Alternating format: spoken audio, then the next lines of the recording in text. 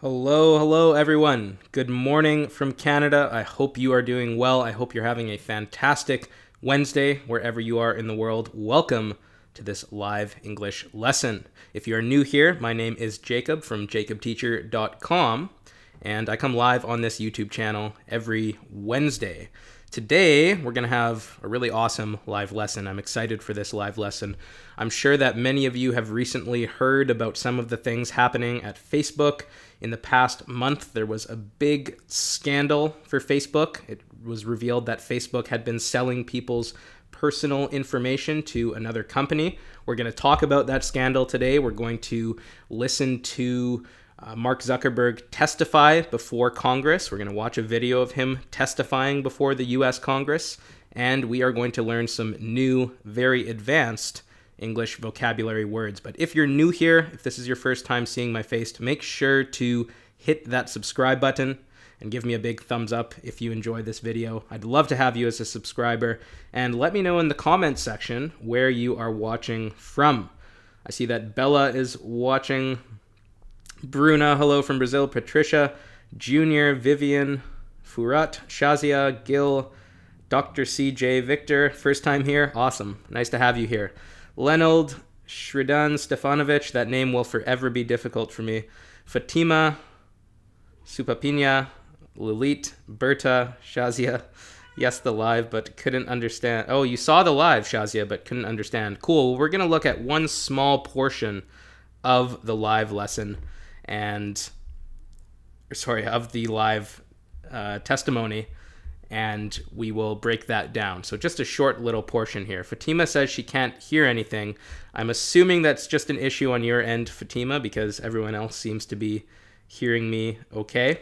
But let's get started right away. So here's what's going to happen. We're going to talk first about this big Facebook scandal. So what happened with Facebook? Well, this is from the Wikipedia page. The Wikipedia page on Facebook. And my cat is being noisy in the background. She seems to know exactly when I want to go live, so just ignore her. She usually shuts up after a while. In March 2018, whistleblowers revealed that personal information from over 50 million Facebook users was sold to Cambridge Analytica, a political data analysis firm that had worked for Donald Trump's presidential campaign. My cat's being chased right now. Thanks, Mom. Okay, so let's read that again because I'm all off track now. In March 2018, whistleblowers revealed that personal information from over 50 million Facebook users was sold to Cambridge Analytica, a political data analysis firm that had worked for Donald Trump's presidential campaign. Okay, let's break this down, and then we're going to watch some video. What is a whistleblower, first of all? Well, a whistleblower is someone who comes forward and basically reveals that a company is doing something wrong. So imagine that you're working for a big company and you start to realize that your company is kind of doing some things that don't seem right. If you come forward and you tell the press, you tell the rest of the world what your company is doing, you are a whistleblower. So this is the whistleblower in the Facebook case. His name is Christopher Wiley. He worked for Cambridge Analytica, and he came forward. He was interviewed by the press. He told the world that Facebook had been selling users' personal information to this company, Cambridge Analytica, and that it influenced a company that worked for Donald Trump's presidential campaign. So presumably it did have an influence on the election that happened in 2016. So big news out of Facebook. This was a huge scandal. It blew up. It was really bad for the company, obviously. Facebook's stock went down and down and down. And Mark Zuckerberg, the CEO of Facebook, was in a lot of trouble. So here's what we're going to do right now. I'm going to play you a video clip, a short little video clip of Mark Zuckerberg testifying before the US Congress. It's a difficult video clip. The language is pretty difficult. I have 3 fill in the blanks that I want you to try to listen to and try to discover the answer. And let me know in the chat section if you're able to do that. I'm going to play the video clip for you twice. It happens really fast. Don't worry if you can't get it the first time or the second time, because it is quite difficult. And then what we'll do afterwards is we'll go through and study some of the language that Mark Zuckerberg is using here. Okay? Here we go. Get ready. 3, 2, 1. Do you think that you have an ethical obligation to notify 87 million Facebook users? Senator, when we heard back from Cambridge Analytica that they had told us that they weren't using the data and had deleted it, we considered it a closed case. In retrospect, that was clearly a mistake. We shouldn't have taken their word for it, and we've updated our policies and how we're going to operate the company to make sure that we don't make that mistake again.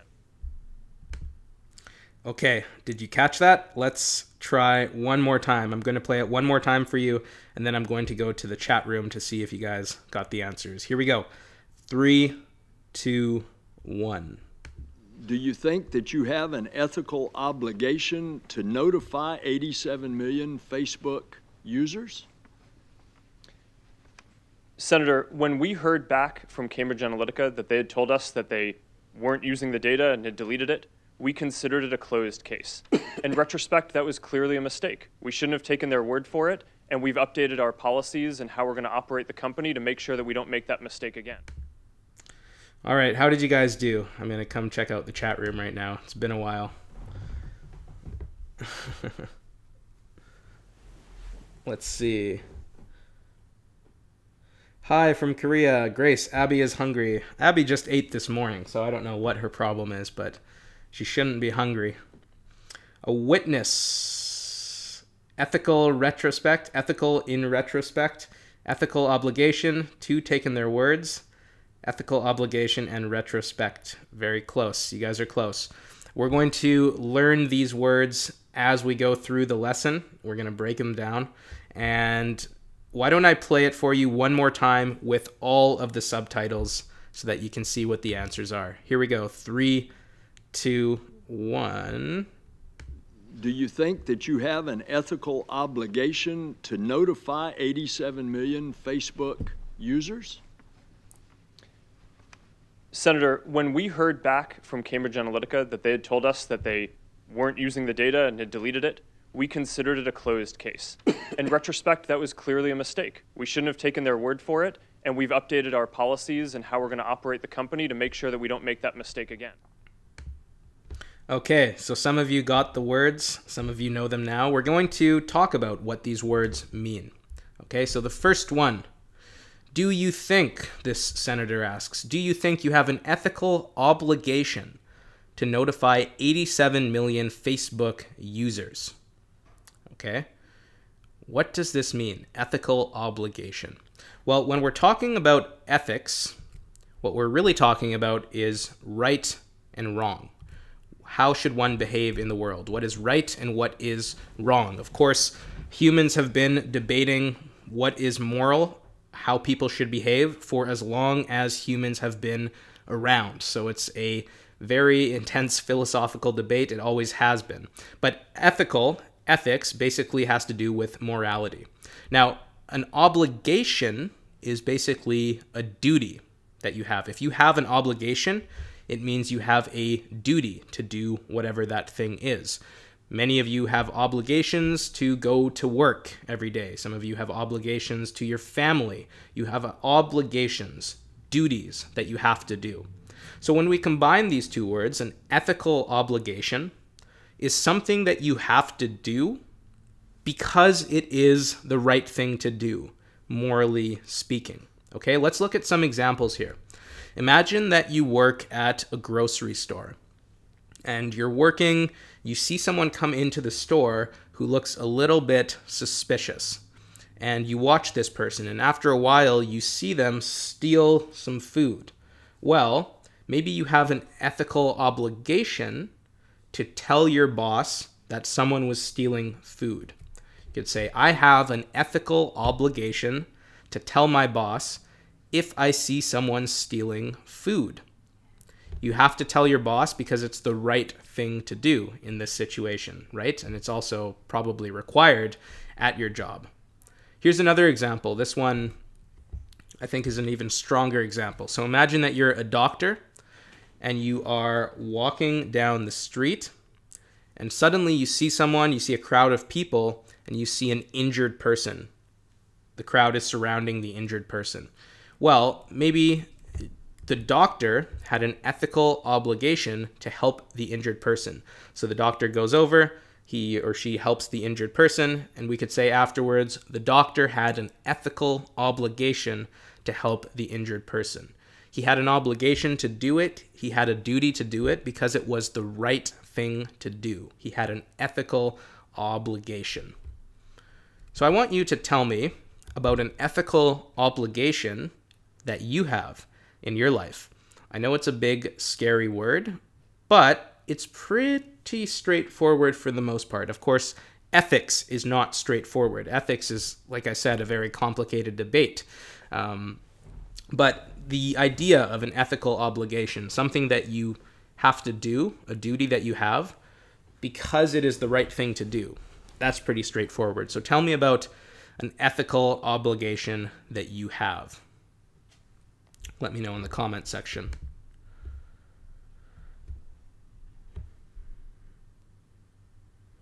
Yes, it seems like some of you got the words ethical obligation. Good.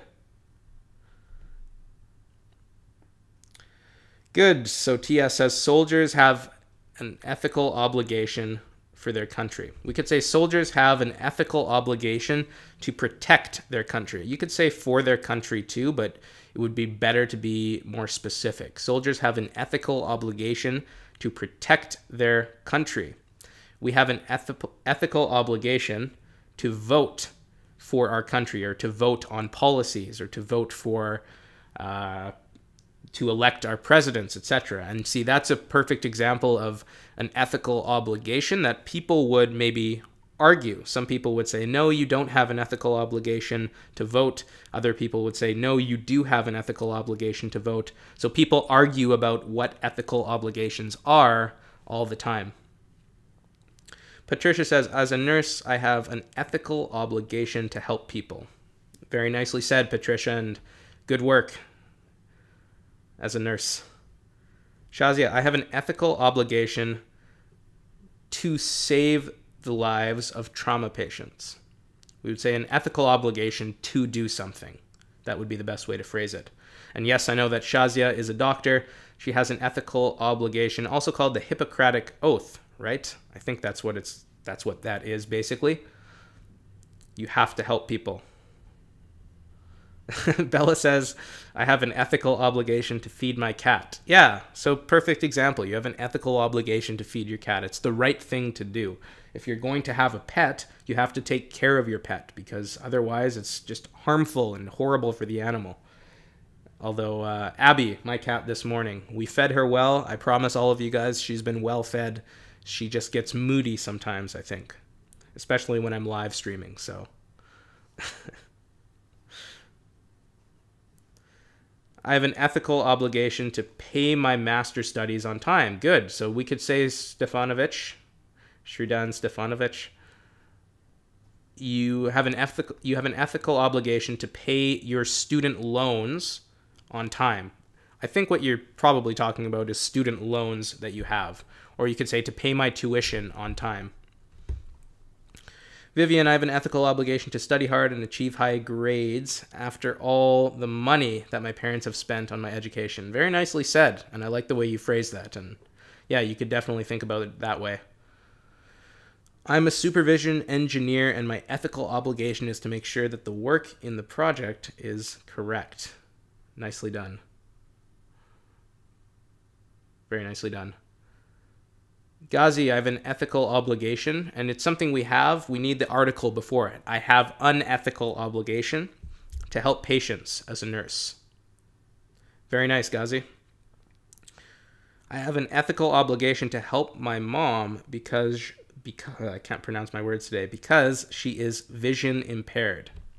Right, we have ethical obligations to help our family members.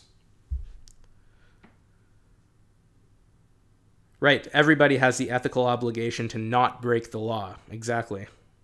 Although some laws are less bad than others, right?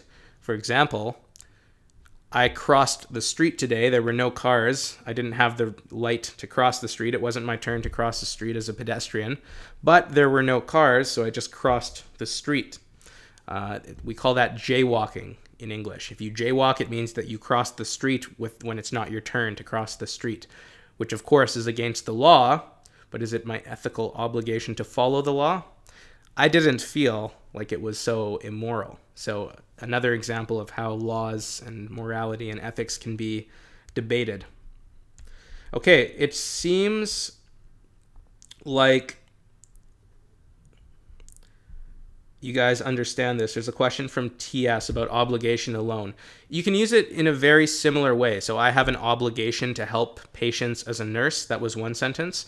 That would be okay too. So you can use it in a very similar way. If you attach that word ethical up front, it really kind of brings the focus of the sentence towards morality. And we're talking about doing that thing because it is the moral thing to do.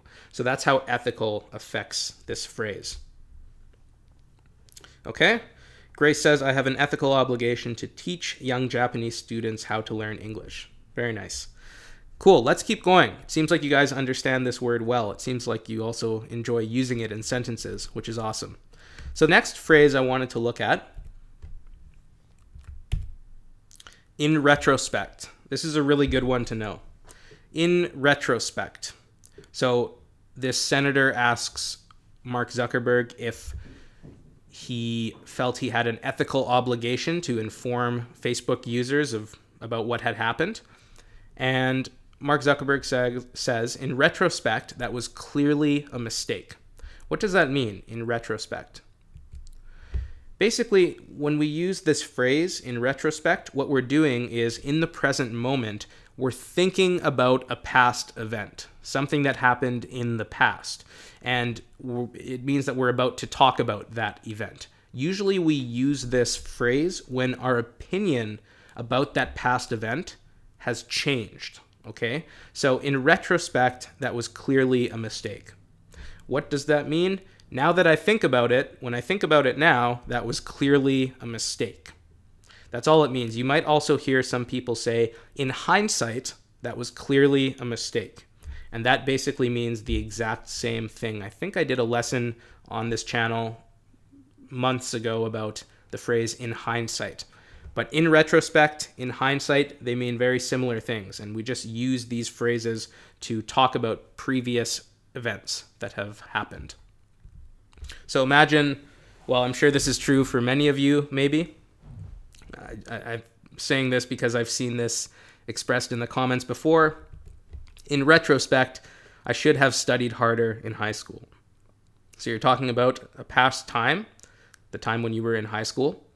And in retrospect, I should have studied harder in high school. This is a famous actor whose name is Jim Carrey. And in my online English club, Jacob's English Club, the link to join is below if you're interested. We studied a scene from this movie that Jim Carrey plays a role in called Liar Liar.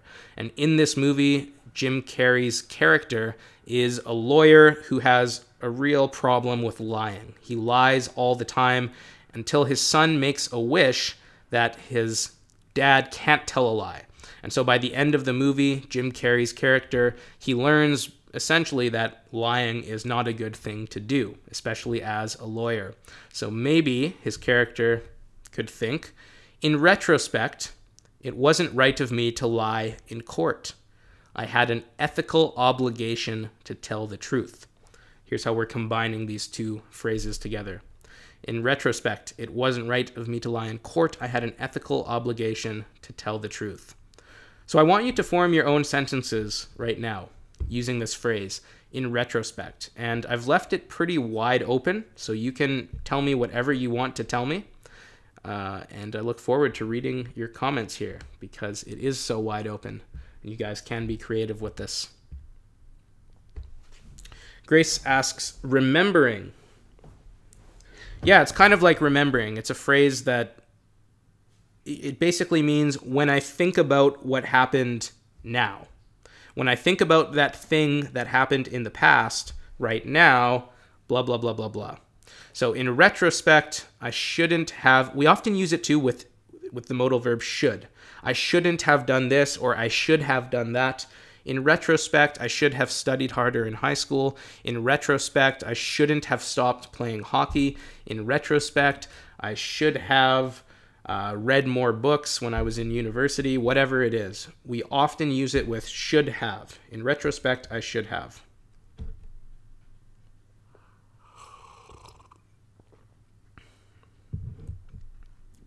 Bella, we probably wouldn't use it that way. I'm sure my childhood days seem happier. Maybe we would. I'm sure my childhood days seem happier in retrospect than they really were. Yeah, I think that's okay. I take that back. That's a very fancy way to use it, actually. Nicely done. So what Bella's saying is, when I think back on my childhood days now, they seem happier than they really were back then. It's confusing to think about the times. AE, I have an ethical obligation to protect technology information from outside. You could say I have an ethical obligation to prevent data from getting out. Maybe you could say. I don't know exactly what you do, so it's hard for me. I don't know what you mean by technology information. I assume you just mean people's data, maybe. Patricia says, in retrospect, I wouldn't have voted for the current president of France. Excellent sentence, Patricia. That's a perfect example of a time when we would use this phrase. Very nicely done. In retrospect, I should have learned English. Well, you're learning English right now, but perhaps you mean I should have studied English harder when I was younger. Taylor, in retrospect, I should have auditioned for American Idol when I was in the US. Well, that's too bad. I mean, I know that show has many seasons, so maybe they'll have another season when you're in the US again, hopefully. And then you can learn from your mistake, and then maybe we'll see you on American Idol. Wouldn't that be cool? Vivian says, in retrospect, I should have cherished the present and company of my grandmother instead of working late all the time. It eats my heart out thinking that she would never be here for me. Yeah, I imagine, Vivian, that's something that probably a lot of people have to deal with. I think that death really makes you realize that and makes you think about how you're spending your time. So I'm sure you're not alone in that regard. Stefanovic, in retrospect, I should have saved money for a new phone. Okay, great. Seems like you guys understand this too. Let's keep going to the last phrase here, and this one is another good one to know. You'll hear Mark Zuckerberg say, take one's word for it. To take one's word for it. So he says, in retrospect, that was clearly a mistake. We shouldn't have taken their word for it. What is he talking about here? Remember, that company that Facebook sold data to was Cambridge Analytica. Cambridge Analytica told Facebook that nothing happened with the data, and Facebook just believed them. So Mark Zuckerberg is saying we shouldn't have taken their word for it. If you take someone's word for it, what that means is you trust what someone says without checking if it's true. You just trust them. You don't check if what they're saying is actually true. And you'll often hear this phrase in spoken English. You won't really see it too often in written English. It's kind of a casual phrase. And it can be used in a number of different ways too. There are slight variations of this phrase, which we will talk about. But imagine that you are going to buy a new car, or you're hoping to, and you see this old beauty of a car right here, and you're with your friend who knows a lot about cars. Maybe your friend will say to you, don't buy that car. It's going to stop working in 2 months. Take my word for it. Now, in this case, your friend is telling you not to do something, and when he says, take my word for it, what he means is, trust me. I know what I'm talking about. Trust me, that car is not going to work in 2 months. Another example, let's imagine that you go to a financial advisor who's trying to sell you an insurance policy, and you're not sure if you should buy it. The financial advisor is really telling you that you should buy it. You just don't feel too comfortable about it. Maybe you could say, he told me that I really needed this insurance policy, but I'm not sure if I should take his word for it. I'm not sure if I should just trust him like that. Maybe I should do some more research. Maybe I should study a little bit on my own to see if I really need this insurance policy.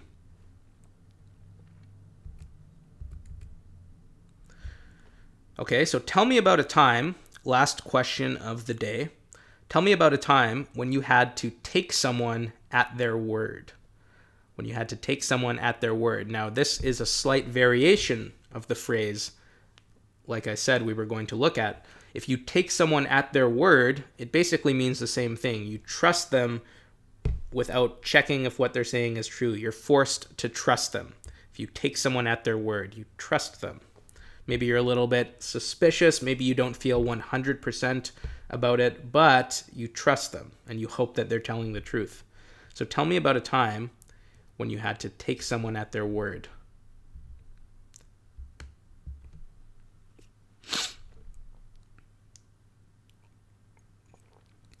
Let me go back to the comment section here. In retrospect, I should have studied English earlier, says Professor Ace. Yes, well, you can make the best of it now. Helle Fa says, in retrospect, I should have kept I should keep strong communication with my childhood friends. You could say, in retrospect, I should have kept in touch with my childhood friends. That would be a better way, a more natural way to phrase it. To keep in touch with someone means to maintain contact with that person. Nie says, in retrospect, I should have studied harder in JEC instead of worrying about my English. I have an ethical obligation to study harder now. So JEC is Jacob's English Club. Nie is one of my longtime students who's been working extremely hard inside of the club. And Nie, I would say, don't worry, you're doing great. You're studying hard. I know you're trying hard and you're doing fantastic, so keep it up. Grace, as in retrospect, I shouldn't waste my time thinking that time is running quick. Now I'm getting old and time is getting slow. Interesting. Usually the opposite happens when you get older, I think. At least that's what my experience has been so far, and that's what older people have told me, is that time only gets faster and faster. But it's interesting that you're saying it's getting slow. Junior, in retrospect, I should have spent more time with my sister. Yes, I think that's been echoed in other comments in the live chat, spending more time with family.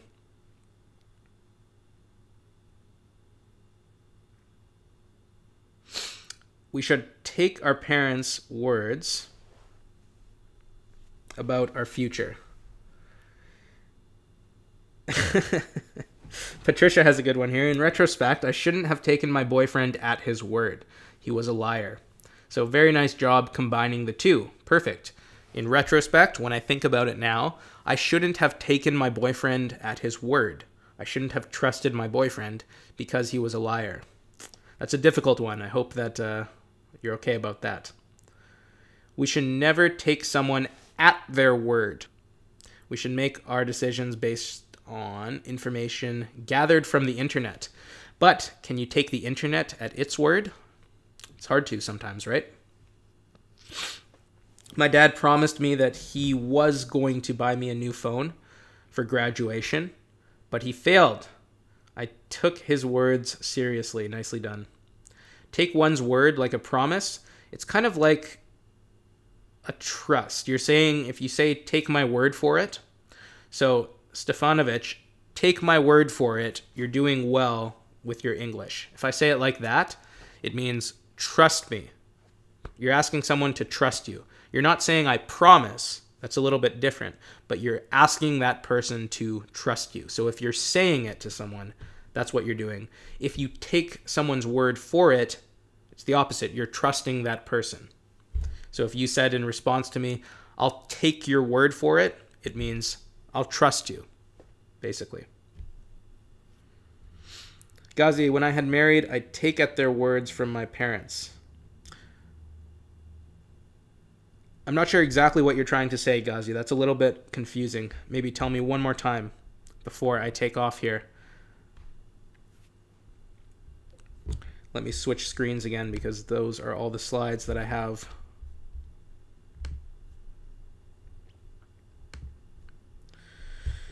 Grace says, in retrospect, my friends in the Philippines used to take my word to go back in the Philippines and visit them, but still I'm lying to them. Oh no, so Grace is... So your friends used to take your word for it that you would come visit them in the Philippines. I think what happened is Grace was telling her friends back home in the Philippines that she would visit them someday, and her friends took her word for it. They trusted her. So my friends took my word for it. But turns out that Grace was lying all along. That's no good. Okay? So, you guys, I hope that you enjoyed this live lesson. And I hope that it made you think about Facebook and about all of the different things that Facebook is doing. It was quite a big scandal. It's still not resolved yet. And it makes us, it made me think about all of the different things that Facebook knows about me personally. And all of you guys too, I'm sure. Pretty scary stuff. Crazy world we live in. Last comments here. Junior says, I told my friend to study hard for the test, but he didn't take my word for it. Make sure you get your tenses right. And he ended up failing. Nicely done. I should take my doctor's word for it when getting cold days ago. I think what you're trying to say is I should have taken my doctor's word when I was getting a cold a few days ago. You also don't have to always include for it in the middle. Every time I took him at his word, I was deceived, says Bashiruddin Ahmed. Very nice sentence, and I hope that you learned your lesson now, not to trust that man, whoever he is. And that's very sweet of you to say. Thank you, Nie, and thank you everyone for watching. I hope you enjoyed the lesson. If you're new here, make sure to subscribe and to click on the bell notification symbol. That way you'll be notified whenever I release a new video or whenever I plan on coming live. And I hope you have a fantastic week. Okay? Take care, everyone. Bye-bye.